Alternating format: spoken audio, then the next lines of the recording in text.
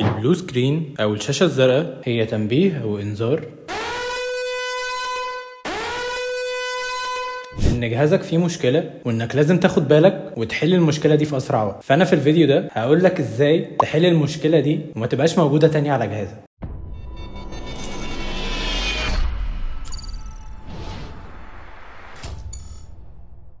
ايه الاخبار؟ من فتره كنت نزلت لكم فيديو ان انا جهازي جاب لي شاشه زرقاء من بعد ما عملت تحديث للدرايفرز اللي موجوده على الجهاز، وطبعا ساعتها انا كنت مستخدم البرنامج ده انا لقيت ناس كتيره بتقول عليه وفيديوهات كتيره معموله عشان تقول ان هو كويس وان هو بينزل كل التحديثات وبيساعدك ان انت تحل مشكله الدرايفرز لو انت مش عارف تحدثها والكلام ده كله. ولكن البرنامج طلع عكس الكلام ده كله، بالعكس هو ضر جهازي اكتر من ان هو فاده، ونزل له تعريفات هي اساسا مش بتاعه الجهاز وتعريفات عشوائيه جدا، ودي سببت ان الجهاز ما بقاش مستوعب انهي التحديثات او انهي التعريفات اللي موجوده عليه اللي المفروض يشتغل بيها. فانا بعد ما عملت ابديت للدرايفرز عن طريق البرنامج ده كنت كل ما اوصل حاجه بالبلوتوث سواء سبيكر او ايربودز او اي حاجه واشغل يوتيوب كنت الاقي الجهاز على طول جاب لي شاشه زرقاء وبيعمل ريستارت تلقائي من نفسه. طبعا انا ساعتها قعدت ادور كتير على حل للمشكله دي، ساعتها ما كنتش عارف، وعملت لكم الفيديو دوت اللي هتلاقوني سايب لكم اللينك بتاعه فوق عشان تعرفوا سبب المشكله وعشان محدش يستخدم البرنامج دوت، وان مش اي حد بينزل اي حاجه المفروض ان هي صح او ان هو يكون فاهم اصلا هي الحاجه ديت مفيده ولا مضره للجهاز بتاعك. فانا في الفيديو ده هقول لك على الحاجات اللي انا استخدمتها وبالفعل بعد ما استخدمتها الجهاز بتاعي ما عادش بيجيب لي الشاشه الزرقاء خالص والمشكله اتحلت نهائيا. وهقول لك على برنامج هتنزله هيحدث لك الدرايفرز بطريقه صح وهينزل لك كل الدرايفرز بتاعت جهازك بس مش درايفرز عشوائيه زي البرنامج التاني.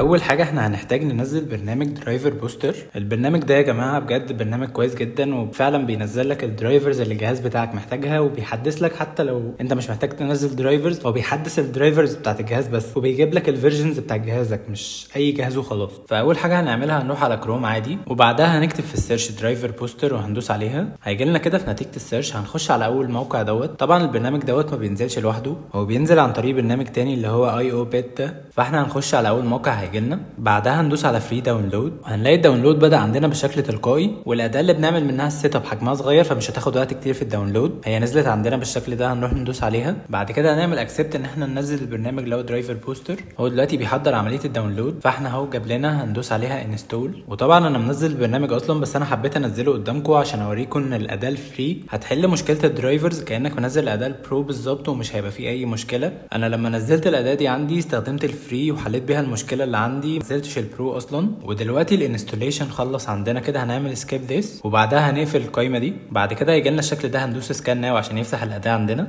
زي ما احنا شايفين الاداه فتحت عندنا، هيجي لنا طبعا شويه اعلانات هنقفلها وهندوس على سكان. زي ما انتم شايفين هو الدرايفرز الاساسيه اللي موجوده على جهازي هي متحدثه وانا عامل لها ابديت عن طريق البرنامج ده، فانا مش هلاقي عندي حاجه محتاجه يتعمل لها ابديت او يتحل مشكلتها او الكلام ده، بالعكس انا كله مظبطه قبل كده فمش هلاقي عندي اي مشكله. انت لما تعمل سكان هتلاقي عندك جاب لك في درايفرز محتاجه تتحدث او في درايفرز فيها مشكله، هتدوس عليها ابديت وهيعمل الابديت، هينزل الفيرجن بتاعها المظبوط عشان جهازك. وبرده من الحاجات الحلوه في البرنامج دوت هي فكره البوست، ان انت بتحسن اداء جهازك عن طريقها. طبعا انت ممكن تدوس على جيم بوست تعملها تيرن اون، وبرده عندنا السيستم اوبتمايزيشن ديت هي متصله ببرنامج ادفانس سيستم كير. انا لسه شارح الفيديو بتاعه في الفيديو اللي قبل اللي فات، لو كده هسيبهولك في اللينك فوق اتفرج عليه، لان البرنامج ده بجد بجد هيفيد جهازك وفيه ادوات حلوه جدا هتنظف جهازك لو في اي مشكله او لو انت عايز تفضيه من الكاش ميموري تفضي مساحه براحتك الكلام ده كله. فبرنامج ادفانسد سيستم كير هو البرنامج المثالي اللي هيساعدك ان انت تحافظ على اداء جهازك وتحسن منه جدا جدا. عندنا برده من الحاجات الحلوه هي فكره التولز اللي موجوده هنا، وهنا في التولز في اداه هي فعلا اللي حلت المشكله اللي موجوده في جهازي، وهي الاداه دي اللي هي فيكس كومباتيبل درايفرز. الاداه دي بتمسح الدرايفرز الزياده او الدرايفرز اللي مالهاش علاقه بالجهاز بتاعك، ولو انت عندك اولد فيرجن او الكلام ده لسه محتفظ بيها على جهازك فهي بتمسحها على طول وبتفضي لك مساحه، وفي نفس الوقت لو في تعريف من التعريفات اللي موجوده مش مناسب لجهازك فهو بيشيله على طول وبينزل لك التعريف المناسب. فانت لو عندك المشكله بتاعت الشاشه الزرقاء دوس عليها. وطبعا اخر حاجه عندنا هي الاكشن سنتر، من هنا بيقترح عليك برامج تانية ممكن تساعدك في حل مشاكل جهازك، ودي كانت اول طريقه هتساعدك جدا في حل مشكله الشاشه الزرقاء. تاني طريقه عندنا وهي مش بس ليها علاقه بالدرايفرز، هي ليها علاقه بصيانه الجهاز عامه، وهي فكره انك تعمل اسكان على كل الادوات اللي موجوده في جهازك وكل البرامج عن طريق انك هتروح تفتح السيرش وهتكتب CMD وهتعمل لها ران از ادمنستريتور. هتفتح عندنا بالشكل ده، هنروح نكتب الكومنت دوت اللي هو SFC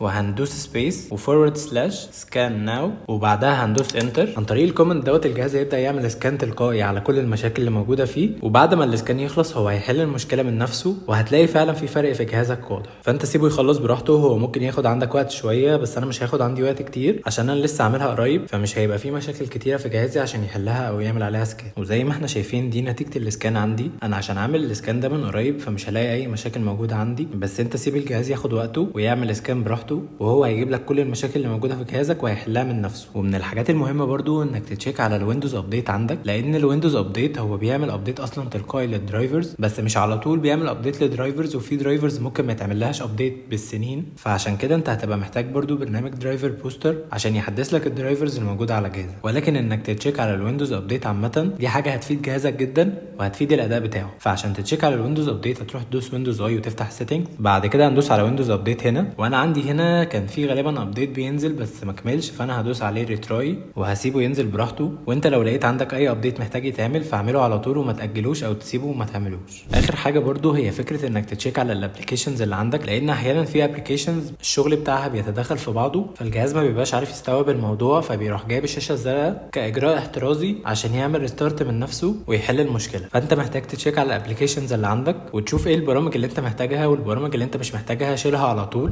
ومن الحاجات برضو المهمه انك تتشيك لو في فيروس على الجهاز او لا، لان احيانا موضوع الشاشه الزرقاء ده بيحصل عن طريق الفيروس برضو. فعشان تتشيك لو في فيروس على جهازك او لا هتروح تدوس ويندوز ار وتفتح الران، بعد كده هتكتب MRT وهتدوس انتر، وبعد كده هتفتح عندنا التول بالشكل ده، هندوس نيكست. بعد كده يبقى عندنا 3 انواع من السكان اللي هو الكويك والفول سكان والكاستمايز سكان. انا بصراحه بنصح بالفول سكان، هو بيقعد كتير وبياخد وقت طويل قوي بس في نفس الوقت بيطمن على جهازك كله وبيتشيك على كل الملفات اللي موجوده على جهازك لو فيها اي مشكله او اي حاجه، يا اما بيحل المشكله تلقائي او بيجيب لك ان في المشكله ديت في الملف كذا او في اي حته، فبتبقى عارف هي المشكله فين بالظبط. ولو انت اصلا شاكك في برنامج او في اي حاجه فايل او اي حاجه على جهازك في المشكله، فانت ممكن تعمل الكاستمايز سكان وبعدها تروح تدوس تشوز فولدر وتشوف مكان الملف اللي انت شاكك فيه وتروح تختاره وهو هيعمل عليه سكان تلقائي. وبس كده، دي كانت اغلب الطرق اللي انت ممكن تحل بيها مشكله الشاشه الزرقاء لو ظهرت لك ولو مأثره على شغلك. بس قبل ما اقفل كنت عايز اقول ان اغلب الناس اللي بيشوفوا الفيديوهات هم مش مشتركين في القناه، فيا ريت لو انت بتتفرج على الفيديو تعمل لايك للفيديو وتعمل اشتراك في القناه، لاني بتعب على المحتوى جدا وبعمل لك فيديوهات بجد هي بتحل مشاكل موجوده في الجهاز عندك، مش بطلع اعمل اي فيديوز عشان اخد مشاهدات او الكلام ده كله. ولو حد عنده اي مشكله او اي حاجه ممكن يبعت لي او يسيب لي كومنت وانا هقول له على حل ليها او هنزل فيديو مخصوص للحل المشكله دي.